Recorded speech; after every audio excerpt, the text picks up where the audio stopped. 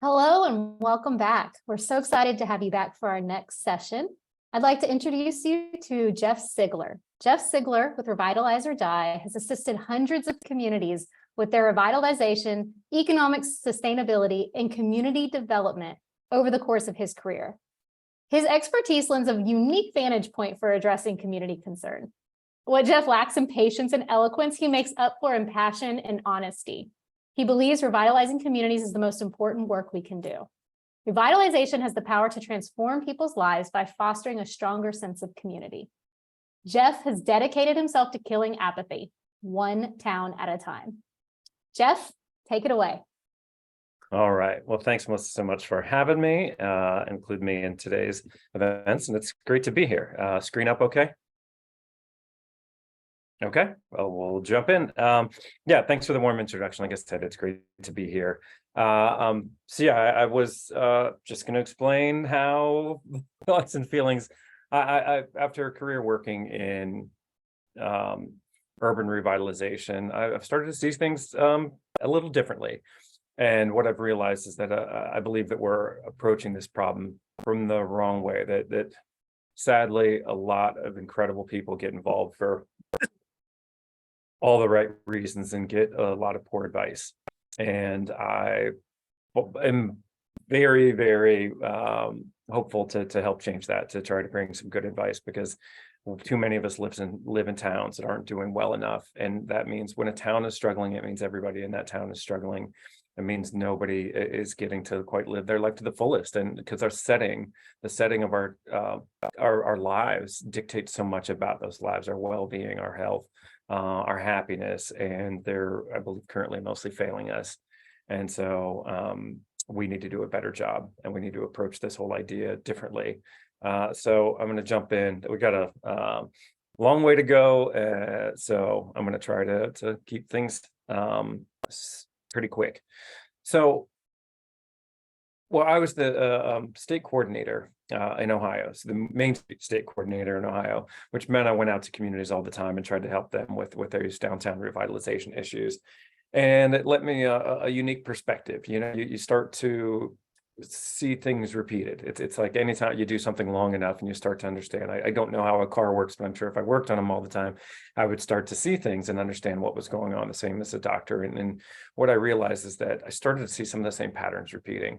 I started to see that certain issues were coming up time and time again. And every time we thought we'd break through, that we end up back in the same place. And it forced me, you know, there's only so long that you can blame someone else for not understanding what you're trying to do. And eventually you have to say, well, what is it, my role? You know, if they're not getting it, I'm clearly doing something wrong. And so it took me a while to try to understand what is it that we were doing wrong as an entity, as a state, as an organization, and me personally, which led to a lot of self-discovery, but also has given me I think I understand this now, and I know what we're doing has been a little misguided in what we need to do. So one day I was heading out to East Liverpool, Ohio, for a meeting, you know, a revitalization community meeting. And my coworker had said to me, hey, you know, good luck over in the Depression Belt, which was, you know, it was a joke we'd made in the office because we all hated going there, honestly. Like, it was depressing. It was a really depressing place to go and work. And I got to thinking about it in the car ride over, because, like, yeah, it's a joke, but on the other hand, like, that's a painful joke. That's a joke that stings. And I realized why it hurt so much, because, like, I was depressed to go there. I was sad. I felt crummy to go there for a morning or for an afternoon, because the conditions were, it was always run down. Like, things were just in terrible shape. The infrastructure, the buildings, the sidewalks, everything was just run down. Which I hope you all like realize has a huge impact on our emotional state. It affects how we feel when we're in rundown conditions in a home or on the street or wherever that is. Also, there was always this infighting. There was also this pessimism, this negativity that went with being there. And so, yeah, I would leave there just like run down and drain. And I got to thinking, like, well, that's how I feel when I spend a half day there. What's it feel like to live there? Like, wow, I would be depressed. I would be anxious. I would be sad. I'd probably struggle with a bunch of issues. For just being in those conditions. And so that it really forced me to kind of think through this, that that human habitats are like our villages, our cities, our towns. These are human habitats, and humans are emotional. And we've removed the emotional equation from this. Like, we don't approach these ideas with any, we think like, oh, well, a banker knows what's up, or a finance person, or an economic development professional. Like, no, no, they don't. They're trying to look at this thing as just some dollars and cents, and and like it's some just sort of equation. It's like, no, a city is an emotional thing. It's an emotional entity, and humans are emotional. So we have to start thinking about this differently. Every community takes on the characteristics of its residents. It has no choice but to take on the characteristics of its residents. And that's why cities are different. That's why, Milwaukee is different from Steubenville, is different from Massillon, is different from Seattle, because the residents are different. And so what we have to do if we want to fix our communities, if we want to heal our communities, like all the insights we need to know about our communities, we already know from being humans. We already know, if you are familiar with, physical health, mental health, any of these things, like, then you actually have a ton of insight into community development, economic development, revitalization, because that's all it is. So cities behave like people. And what I realize is that when people stop caring, when people stop having concern or love for something, that they become unhealthy. In essence, like we're made up of the things that we surround ourselves with. And the more things that we care about or are concerned about, in essence, the more ties that we have, the healthier we are. And the more things that we're proud of, I believe, the healthier and better off we are. So somebody that's devoid of relationships that matter and that they have to tend to, a home that they have to tend to, a community that they can tend to, a family, all these things that require a relationship, that require tending to, that if kept, really fill us up, make us happier. They give us more meaning. They make us proud. If we're devoid of all those things, we're going to be depressed. We're going to be sad. We're going to struggle to find meaning. And what I realized is that's what was going on, is that this place where we called home no longer had meaning. We no longer cared for it. We no longer had concern for it. We weren't taking care of it. And therefore, it's really more difficult to take care of. The desire to take care of something that hasn't been taken care of, it's pretty hard to muster up. That's a struggle we really run into. It's like if your beautiful classic car got beat up and you didn't take care of it for a while, you're going to have a different relationship with it, and you're going to care less about it. It's going to be harder because you didn't maintain it. You're going to find the will to maintain it much harder. And what we did was stop maintaining our cities for a long time. And now we find it's the most natural response to grow apathetic about something that hasn't been cared for, that hasn't been tended to, that hasn't been loved. And so that's really where the issue lies, is that we've got this emotional struggle. Like, we don't have emotion for our communities. We're not either we don't have a relationship, or the relationship's toxic. We don't care. We don't have love. We don't have concern for this place that we call home, not because anybody that living in those places is bad, not because they're anti-community development, but because their place declined, they grew apathetic about it again, which is the most natural thing to do. And so that's why we're not going to fix it. We're not going to get, we can't just throw jobs at this problem, which has been our solution. We can't just throw money at it, which has, been our solution for decades. We can't throw planning at it, which has been our solution for decades. Like, how do we fix this emotional issue? Well, let's be technical with it. It's just not working. It hasn't forever. And so we can stop doing that, and we need to start looking at it different. How do we lift people up? How do we rebuild these emotional connections? We do this super dumb thing in community development where it's like, well, let's get everybody on board so we can make a decision, so maybe we can make our community nicer. Like, we're so frustrated that nobody cares and nobody wants to show up to our dumb meeting in the basement at 6 p.m. And it's like, no.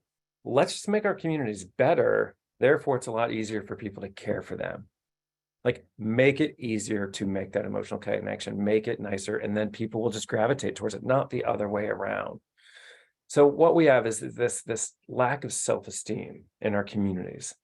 We've got this lack of care and concern. We've got apathy. So we have to fix the apathy. That's what we have to do, is approach it as an emotional issue. A couple years, a year or two after sort of coming to some of these conclusions, I was working in Massillon, Ohio. And during a public input meeting, which public input's this funny thing where you ask everybody what they want and then you completely ignore them. And then 3 years later, you do the same thing. It's great. And they talked a lot about how proud they were. The people of Massillon kept saying, we're so proud, we're the proudest town, we've got pride. I was like, great, seems like a honorable attribute. And later after the meeting, I was walking around town and noticed something really funny, is that this attribute that they claimed to have a lot of, I couldn't see. It was impossible to spot, which is funny because, like, well, yeah, pride is a feeling. You wouldn't necessarily see it, but like, no. I think that what you realize about pride is it's something that's absolutely on display. You can look at a home and tell whether somebody is proud of their home. You could look at somebody's appearance and tell if they're proud. Do they tend to themselves? Are they physically fit? Do they dress nice? Like, those are all pretty strong indications. Like, pride is manifests itself in appearances, and maintenance and certain things, and how people talk about it, how they share it.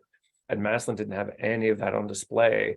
So it was this like, what's going on? And I realized, like, it's this thing that they knew that they should be, but maybe they were faking it. Actually, later I found out they were substituting pride for their high school football team for pride for their community, which are two very different things. Yeah, and that's it's not ideal, but what it also demonstrated to me that people have to experience pride. They're desperate to experience a sense of pride, and if they can't place it in their home or in their relationships or in their community, they gravitate towards sports. It's an easy way to experience that sense of pride, but it's not good enough. Like, we need to provide people with more healthy outlets to experience a sense of pride. So pride became this epiphany of like, this is what we have to do. The opposite of apathy is pride. The opposite of not caring is caring. Apathy is not having no concern about something. Pride is having a lot of concern about something. And so what we are dealing with is an apathy problem, and the solution to it, again, not money, not grants, not planning, is pride, is in fostering a sense of pride in people. My wife comes from Aliquippa and her family, and this kind of another big thing that hit me was that, we were driving past, we had driven past there a number of times, and here's this sign that sits out front of the community. And so, as you can see, like, here's a rusted out, old, busted, janky sign in a field of weeds in front of a falling down building. And that's what their announcement is to the world. Like, here's who we are. This is us.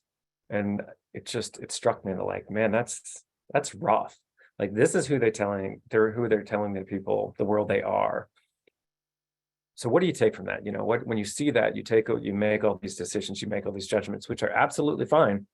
Because that's their decision, not yours. Like, you're just interpreting what you've been given. So I thought, man, that's rough. But no matter how rough it is to drive past and see that, I thought about, how does it feel for her family, those people that still live there, when they're driving down the highway and have to put on their blinker and turn in there, knowing that they are associated with that place, knowing that that's where they call home, that like, you realize then, like, oh, this is a self-esteem issue. If your town feels run down, it feels busted up, if it feels hopeless, like, if it feels the appearances are crummy, you're just going to feel that way yourself. It's really hard to separate the person from their locale, from their surroundings. So it just realized, like, oh yeah, like, we've made so many strides in terms of how we understand mental health in recent years, and what it takes to help a person. And we've, whether any of us have struggled, I'm sure many of us have, or you've been close with a family or friend that has struggled, but you start to see that you can't just give them a plan and say, get better. You can't just say, well, here's some money and go get a new suit, or let's go for, like, obviously running a marathon will make you better. Like, no, that is destined for failure. Like, we have to start small. And here's a big thing. Like, nobody externally can fix depression or low self-esteem. Nobody externally can make someone unsad. Like, when you don't feel good about yourself, it's often because you lack accomplishments. You don't have much to show for yourself, and that's not something someone can fix externally. In essence, it has to come internally. Nobody can help up. You can guide somebody, you can prod them, you can push them, you can nudge them, but it can't be fixed externally. And that's what we were trying to do with our communities, fix this emotional issue externally. Here's a plan, here's money. And it's like, no, it has to come from within. You have to grow, you have to have small successes. You have to demonstrate to yourself that you can achieve something, thereby having a sense of self-accomplishment, thereby thinking, well, I can do it. Maybe I couldn't get out of bed yesterday, but today I got out of bed and walked to the couch. Maybe I couldn't walk to the couch yesterday, but or whatever, but tomorrow, I'll walk around the block. And before you know it, it's like, okay, I can. I believe in myself. I'm starting to see that I can pick up trash. I can pull weeds, that we can do this. That the promise of another, silver bullet or a big plan that's going to fix it is just that. It's just a promise and an empty promise. We have to fix it ourselves. We have to be self-empowered. We have to get those small victories so that down the road we can say like, oh, wow, we can actually renovate a building now. So I started to think more and more about this, about apathy, about pride, about how an individual operates, about, how we demonstrate pride and grow pride, and how we go from being sort of maybe struggling, unwell to mentally not connected and not concerned and not to better, to healthier, to connected, to having a lot of things to be concerned for and care about. And I thought about my hometown of Lima and how this had all played out there, because I knew it was a town my grandparents were incredibly proud of and loved and would never have considered leaving. And it was a place where we all abandoned. And I thought, what was the difference? What happened there? How does pride and apathy work? And how did it change? I wanted to understand by looking at a community I knew and understand how these things played out. And so one of the things I realized, like there's a number of hallmarks of pride and self-esteem and that general feeling of well-being. And they were on display. Like, you can't separate the community from the individual. And so all these lessons you're going to hear are applicable to Lima, to your hometown, to whatever town you're working in, but also our personal lives. So one of the standards of pride is effort. Like, when we put in effort, we feel better, we feel good, we feel accomplished. It's impossible not to. Like, that's just the human condition. When we strive for something, when we sweat, when we think, when we push ourselves to put in the effort, we feel better about ourselves. Like, everybody knows that after hard day's labor, like, you sleep easier, you're content. Like, it feels good.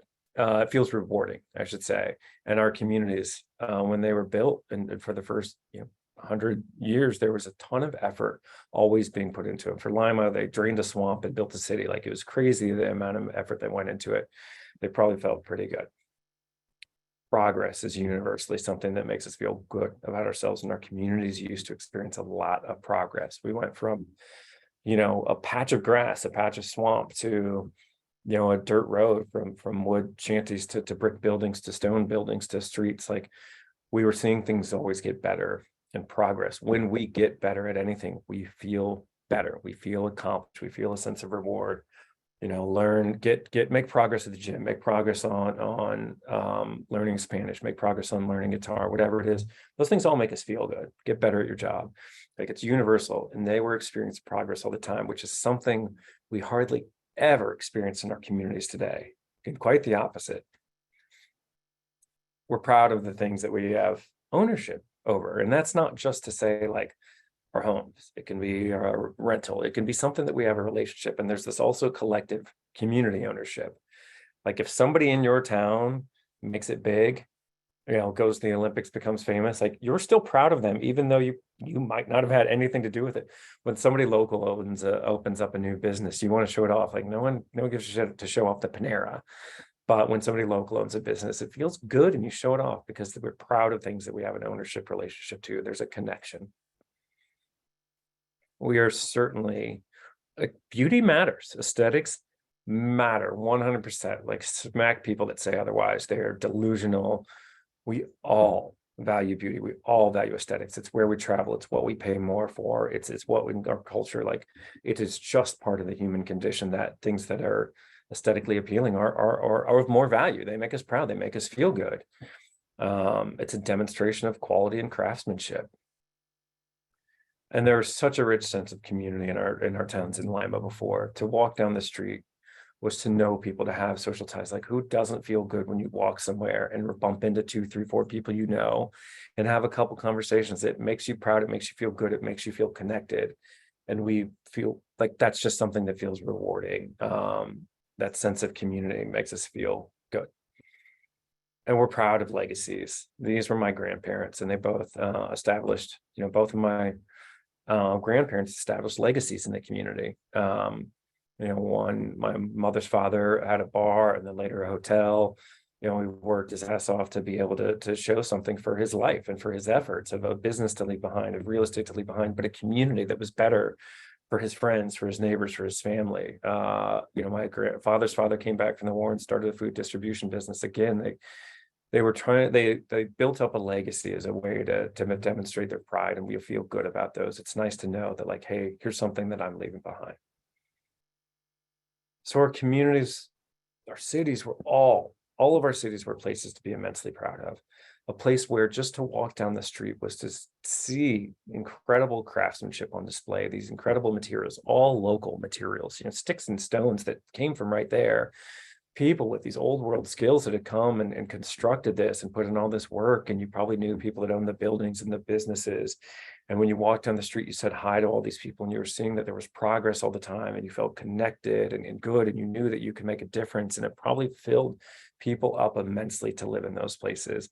There were places we were likely to be very, very proud of. And I think that that's like any of us to live in that town. Like any of us would be affected differently by living in that place. Like I don't think we do this thing too often where we blame the individual for being less than, instead of realizing, like, no, it's our setting, it's our environment that changes us. Like, take any of us from some crappy suburban setting and put them in a town like Lima at its height, or your town at its height. They're just going to be different people. They're going to behave different, operate different. Like, their DNA is the same, but they're being affected by such different circumstances all the time that it would make a difference. You would lead a different life. But we made a mistake. In essence, we shifted from this local economy to a national economy. We stopped worrying about Main Street, and we were told that make sure that Wall Street does better, that what we need is that shareholders to succeed, and then that doesn't, and as long as that's happening, the country's okay. And we bought into this idea that convenience was more important than community, that parking was more important than parks. Like, we were sold a bunch of crap, but we bought it. I mean, we were whole hog. We're like, yes, yes, yes. We want the convenience economy, and every community did it, and it was a disaster. I mean, it's just been an abject failure at every level. This idea that we are better off getting in our cars to go about our everyday lives than we were when we walked to everything that we needed, when we took, when we shared public transportation, we blew it. The car was just an invention. Like, that's it. We've had a lot of inventions. The car is just an invention. The mistake was retrofitting our entire society around it, tearing up the city, tearing up the countryside, retrofitting our entire country around this one invention. And we screwed up, but we don't have to keep screwing up. We can say, like, well, that was stupid. That was bad. Let's not do that anymore. But what's been the cost of that is it's caused us to lower our standards. We started accepting things that we never would have accepted. Buildings in poor condition, people just, as we've separated, as there's been this economic development pressure, and money is money. It doesn't matter as long as as long as we're seeking investment. Like, we've placed money over a bunch of other values, and it's a mistake, and we've lowered our standards in doing so. And so now our conditions are worse. Like, nobody lowers their standards to get better. That's just dumb. But we are told there's this pressure kind of from economic development oftentimes that's how you improve. It's significantly reduced ownership. So much less of our communities with this convenience economy, so much less is owned locally. And that's it just drains of our wealth. A Home Depot extracts $9 million a year from its typical store. That's $9 million that would have went into local pockets before. Like, Walmart's not just one store, it's 50 stores under one roof. Those are 50 families that could have had their own small business. So now our communities are just the real estate, and the commerce is all owned by out-of-town interests. And it's depleting us of the resources we need. It's tough to feel great about a job at Applebee's. I mean, certainly I applaud anybody that shows up to work, but that's tough. It's hard. We know that that's not a good feeling. We know that the work there is probably taking money out of the community, and it's this large corporate. Like, it's hard to get worked up, fired up about it. It's hard to get excited about.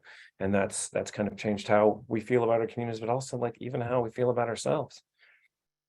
The nature of community, now we spend all our time behind screens, whether it's a windshield screen or an online screen, but we're not in person. We're not interacting with one another. We've lost that sense of connectivity, that sense of belonging, that sense of oneness. Like, it's part of our humanity, and we barely get to experience it because of how we've redesigned our cities. And it's ripped apart families. Here's my family. These are my parents and siblings, and let's see, and now they live in Las Vegas, Syracuse, Cleveland, Florida, Pittsburgh. Like, Lima, we didn't all of a sudden get so bougie that we couldn't stand to live in this town. We didn't all of a sudden change, after generations of living in a place, we didn't just decide like we're better than our town. The town changed, and my parents were like, you guys have to leave, and so did we. Like, it ripped apart our family. It's, instead of us getting to get to be together and share birthdays and all the Sunday dinners, like, we're spread out, and so it's had a huge cost on our communities. Like, most people would like to stay in their hometown, and it's destroyed legacies. This car culture, this convenience culture, has decimated legacies because these businesses that were built up by locals to be handed off, they got wiped out. Like, yeah, my grandfather's motel is not going to compete against the Holiday Inn that has endless money and also gets public subsidies, that gets tax write-off, that has all these advantages. So his legacy was wiped out. Here's a postcard of what that they used to send out to advertise this motel, and now it's that's the same spot, an empty clover leaf today, highway interchange. Like, awful, sad. My other grandfather's business was around this area in downtown Lima, not exactly in this photo, but nearby, and that's what it looks like today. Like, it's painful. Like, of course we changed. How could we not change when this is what happened to our habitat, to our surroundings? And we did this insane thing of abandoning their sense of, like, our value of beauty, to say, oh, beauty doesn't matter. As long, if a business is coming, let them slap up whatever they want. We don't want to hurt their feelings. We just want them to come here so they can build whatever crap. Like, that's insane. And this has led to a tremendous decline in our well-being and our mental health and our happiness. Like, to take these places that they made us feel beautiful, that made us feel connected, that made us feel proud, that gave us, like, when your surroundings are nice, when you're surrounded by people and you have beautiful things to look at, you feel better about yourself, you feel more accomplished yourself, you feel proud and connected, and you have all these things to feel concerned about, and the sort of relationship that makes us who we are. And when you take all that away, you end up with people that don't feel connected, that don't feel well, that feel down. Like, I'm absolutely convinced that so many of our societal problems can stem back to our declining surroundings, to the human habitat being insufficient to support human life. Like, it's just not built for us. It's not good enough for people, and we're adapting to places that we shouldn't be adapting to. We're adapting to terrible surroundings. Like, we figured out that what we put into our bodies affects our physical health. Well, what we put into our eyes affects our mental health. And so all of you look at that street, all of us look at a street like this. This is a Main Street in New Kensington, Pennsylvania. When any of us look at that street, this is Main Street, you think, well, I bet you that town, that street, that block is probably full of people dealing with addiction, full of people dealing with mental health problems, full of people, probably that have been in jail. Like, yes, that's a judgment you make. And you know what? You're right. You are seeing chaos. What you're looking at is declining conditions. You're seeing chaos. You're seeing order turn into chaos. And it is upsetting to all of us. We all know that doesn't look right. We all know that that's something that shouldn't be taking place. And it gives us a little stress. It gives us a little anxiety. It makes us all a little uncomfortable. So it's not like a bunch of addicts decided, hey, let's buy up all the real estate here. We're going to, this is going to be our community. No. It was a bunch of people that community declined so much that it started to affect them mentally. It started to change who they were. They adapted to their surroundings. I got to skip through this. We don't have time, but please check out this later. Check out, it's called Rat Park or Skinner Boxes. Johan Hari has this incredible TED talk on it, but in essence, how much our surroundings affect us and how lead to mental health decline, particularly how rat surroundings lead to addiction issues. It sounds weird, but check out Rat Park, or just look up Rat Park. I'll leave it at that. So we as a society systematically removed all the things from our communities that once made us proud: buildings, business, craftsmanship, ownership, connections. We lost our sense of civic pride. We lost our sense of accomplishment, and in turn, our sense of pride, our sense of hope. So we squandered this incredible thing. And, and then we're surprised that people are adapting to it. So I think about, Winston Churchill once said, "We shape our places thereafter they shape us." Well, we'd shaped our places in a manner that was shaping us all really well, that was making us happy and healthy. And then we tore it apart. We ripped it up and we screwed it up. And now we're dealing with the ramifications of that. So this was the alignment that shaped my grandparents. This was their stage, and this was mine. Like, this is what they built. This is what they replaced downtown with. Devoid of beauty, devoid of community, devoid of ownership, it's devoid of anything that matters. So if you look at that, like, it screams apathy. Of course, my generation is going to be wildly different from my grandparents' generation. This was my surrounding. This is my habitat. This is what we have to adapt to. Like, let's not be all that surprised that people want to stay home and play Netflix or get lost in video games. Like, why would we want to experience this? It's awful. So I'm going to shift out of the utterly depressing and terrible part and talk about, how do we heal? Look, understanding, like, people naturally responded to the decline in our places. We grew apathetic, which we should have. And it's an emotional issue, not a technical. So what we have to do is heal people emotionally. We have to make it easier for our towns to care about. We have to restore their sense of we've got to fight apathy, to combat apathy, we've got to foster pride. So we have to make our cities healthy by restoring civic pride. And I'm going to run through these in the next, I got about 9 minutes.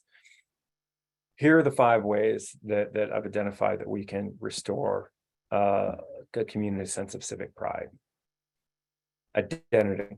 Our identity is who we are. It's how we talk about ourselves. It's how we think about ourselves.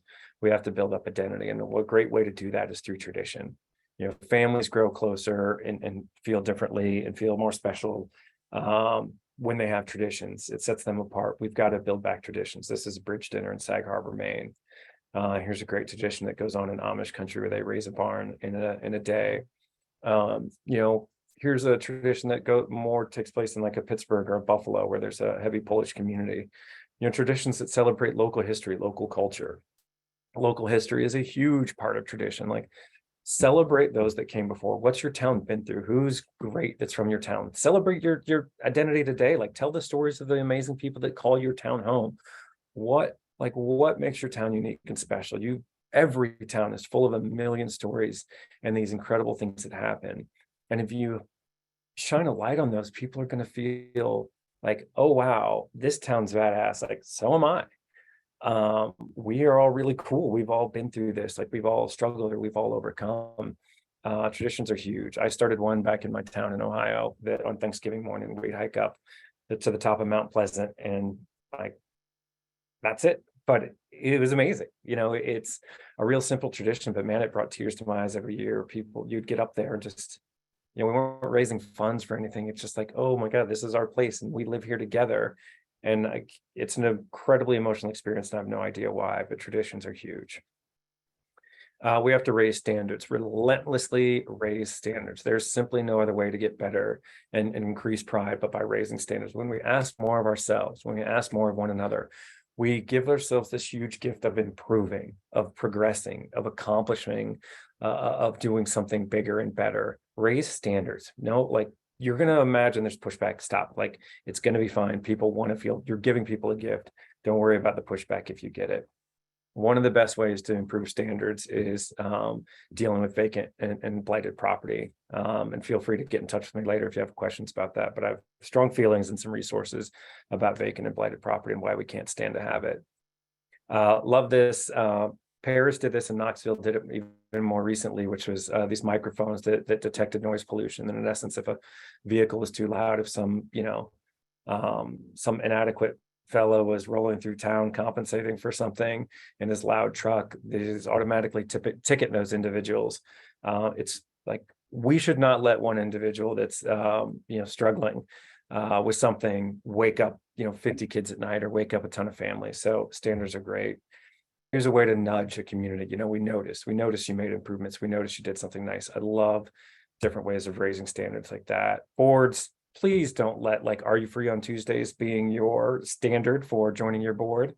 It should be, do you have money to contribute? Do you have a ton of time? Do you have expertise? Can you make a significant contribution to this organization? We can raise standards and they will still come. In fact, you're much more likely to attract investment if you have high standards. Like a person with low standards is not going to do the best in the dating pool. Somebody with really high standards tends to. Communities with high standards always fare better than communities with low standards. And this is just an example. Worked with Hattiesburg, and they increased their standards. Like they told this developer that wanted to do a 40 million project at First Plus, they said no. 2 years ago before, they would have said, yeah, of course. They said no, and the developer came back and said, here, let me make all these changes. We've got to increase ownership and engagement, people's connection.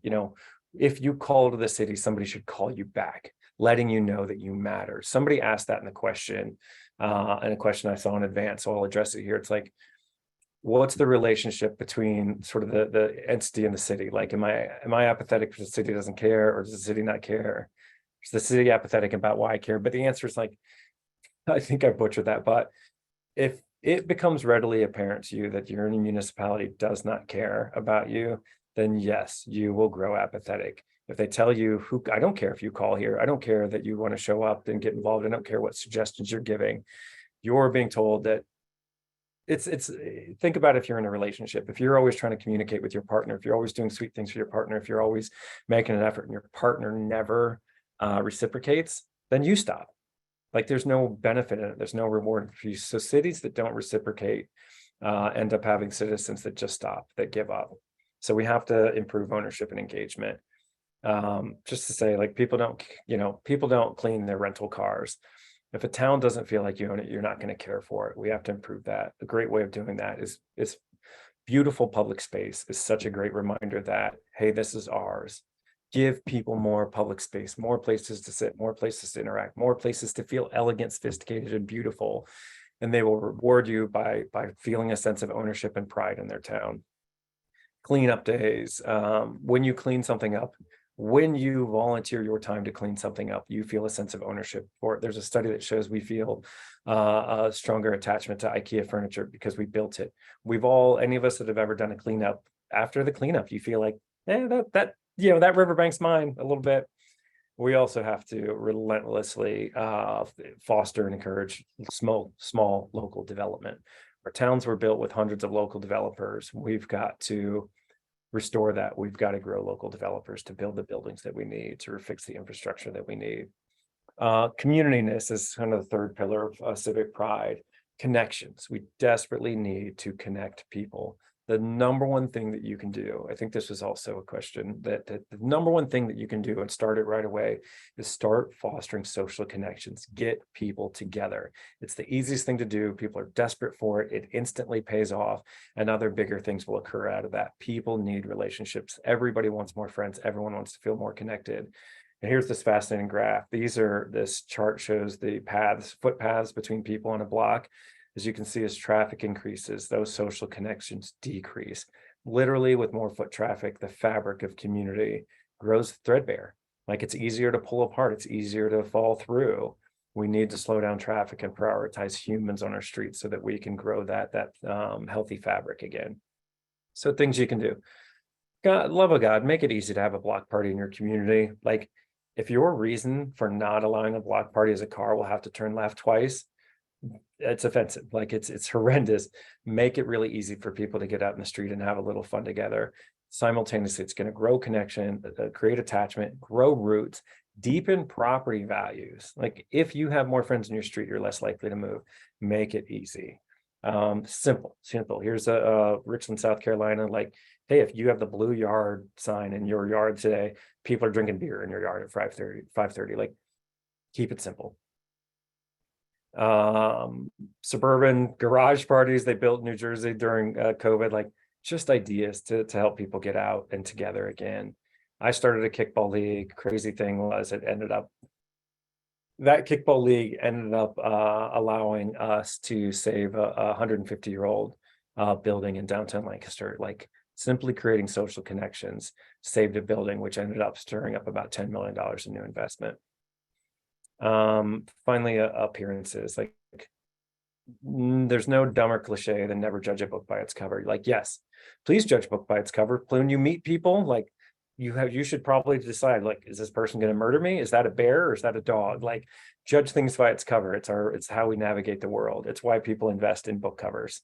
And I, like, look, if I was driving somewhere later, if I was driving somewhere later and I got pulled over and I was drunk out of my mind or something and had to hire an attorney to get, to represent me, like, I'm going to use appearances to make that decision.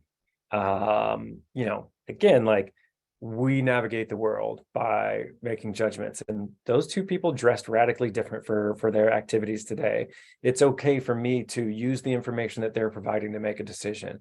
Appearances matter. So I don't know what's going on between these two houses, who knows the story, but we're going to make judgments about the owners based on appearances. We do it all the time. Same with your town. Everybody that drives through is going to judge your town based on how it looks. How else would we navigate the world?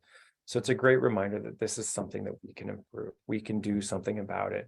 Here is a picture of an old, like in Nijmegen, Netherlands, they had a vote. What's the ugliest building in town? Residents said, this is the ugliest building in town. City officials said, great, we're going to tear that ugly shit down and build a new building because this can get better. Appearances matter. People feel better when appearances improve. So I'd say two things that you can do immediately if you want your community to improve. Improve any appearance, even the smallest thing, pull weeds, plant flowers, to get people together. If you can combine those two things, getting people together with cleaning up and improving appearances, boom, like you started, you're on your way. You're doing something incredible. But ultimately and finally, the most important thing that we all need to know is that it's just action. Like, we have to take action. All the planning in the world doesn't matter if we don't take action. I could create for you the world's greatest fitness plan, and it would be meaningless if you didn't go out, if you didn't go to the gym, you'd be better off just going for a jog right now. We have to take action. We can't get in shape overnight. It takes time. But the moment you start doing it is the moment you're on a trajectory. Like, we can't learn guitar overnight, but the moment you pick up the guitar and start strumming, you're at least on your way. You've at least created momentum. At least you've shifted a trajectory. And the moment you do it, you're going to start feeling better because, hey, I'm on my way. I'm doing something. I'm getting a little bit better. I'm putting in effort, and I'm experiencing progress. So keep that in mind. Like, you do not need a committee to pull weeds. You do not need another study. You don't need to ask anybody what to do. You simply have to get to work, and then you're already on your way. Thank you.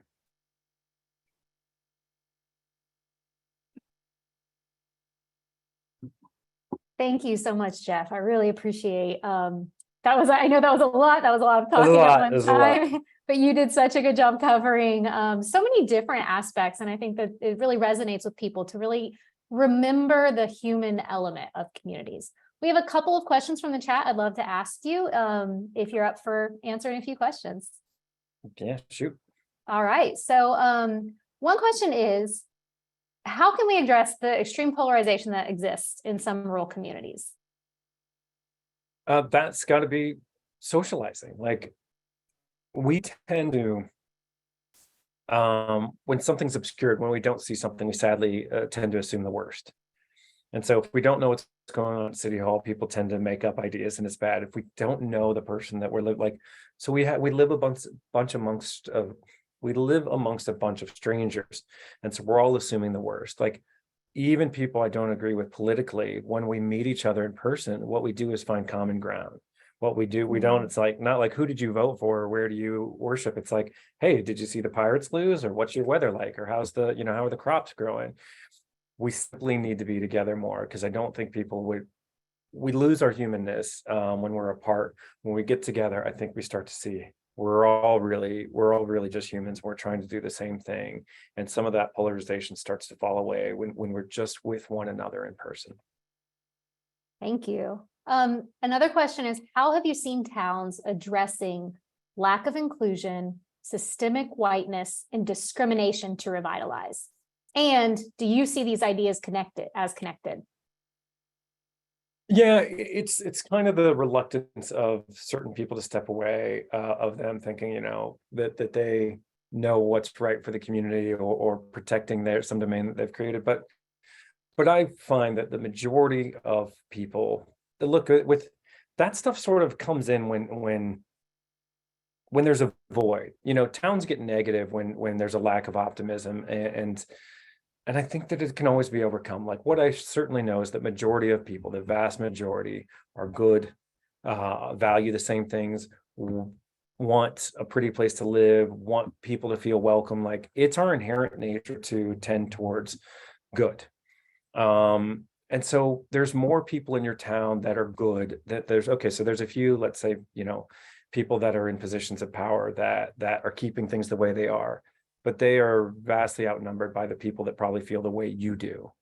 The secret is to empower those people. Like, it's not even so much power, like, connect with them, help them understand that you have agency, that we can get those people out, and that we can all have more, but we just have to be willing to connect and have those conversations, because it can change, and it can and should and most likely will, but it just takes connecting to say, hey, let's have a different election. Let's start a campaign. It's about empowering everybody, because walking to it with the understanding, sorry to be redundant, that knowing that most everybody in your town wants the same thing that you do. You are not an anomaly in this. You might work in it more, you might spend more time in it, but other people feel like you do.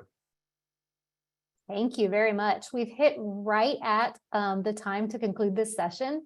So thank you so much, Jeff, for being a part of our conference today and sharing your resources, your information. Your website has been put into the chat, so if anyone wants to contact you further, they're welcome to go over there and learn more about your project there. But thank you very much. Yeah, thanks so much for having me. Thanks everybody for tuning in. Feel free to reach out if you have any questions. For next, we're gonna back out of this session and then join us in 15 minutes at our next session. We'll see you over there. Thank you.